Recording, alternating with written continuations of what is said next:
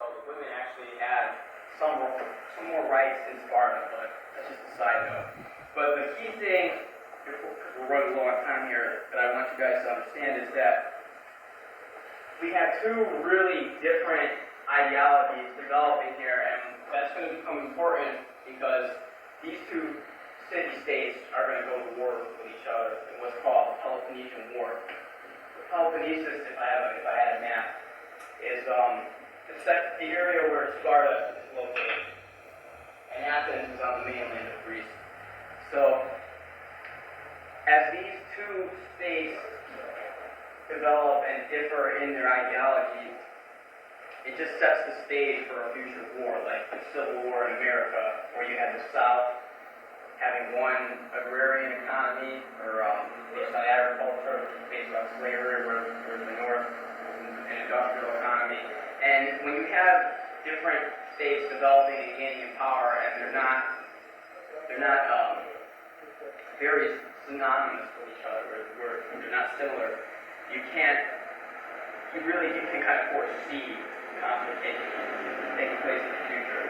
So you have Athens stressing the mind and the body, democracy, thought, and you have Sparta really kind of stressing what? Just one side, not, what would you guys say? Not the mind, the body. It was more physical, all physical. And Sparta kind of isolates itself. It says, we're better than everybody else. We are tougher, we're stronger. And Sparta didn't really want to know anybody else. Whereas Athens was kind of growing. And they were kind of more international.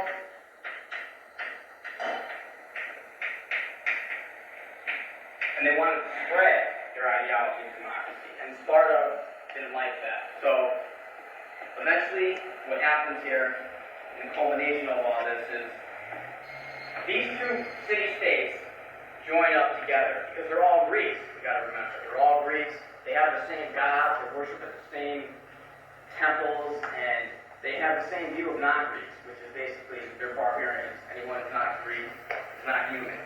So they ally together, despite their differences, and fight off the Persian threat in the Persian Wars. But after the Persian Wars, these two city-states fight each other in what is called the Peloponnesian War. And the reason for that is because Athens ends up becoming powerful as a result of the Persian Wars. And they want to expand their ideas of democracy.